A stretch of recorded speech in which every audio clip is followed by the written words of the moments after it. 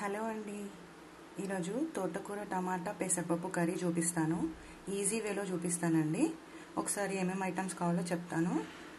తోటకూర, జీలకర్ర, ఆవాలు, మినపప్పు, పసుపు అండి, కట్ చేసుకున్న పచ్చిమిర్చి, నానబెట్టుకున్న పెసరపప్పు, టమాటో చిన్న చిన్న పీసెస్ కట్ చేసుకుంది, గరం మసాలా, సాల్ట్ అండి.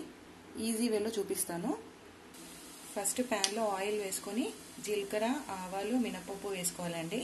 అవి కొంచెం ఫ్రై చేసుకోవాలి. మినపప్పు కొంచెం ఫ్రై అవ్వాలండి, అంతే. తర్వాత పచ్చిమిర్చి కొంచెం ఫ్రై అయిన తర్వాత నానబెట్టుకున్న పెసరపప్పు వేసుకోవాలండి. ఇది కొంచెం ఫ్రై అవ్వాలండి, ఒక 2 minutes ఫ్రై చేద్దాము. ఇది ఫ్రై అవుతుందండి, 2 minutes. ఇది కొంచెం ఫ్రై అయిందండి. ఇప్పుడు ఇందులో టమాటో పీసెస్ వేసుకుందాము. కొంచెం పసుపు వేసుకుందామండి.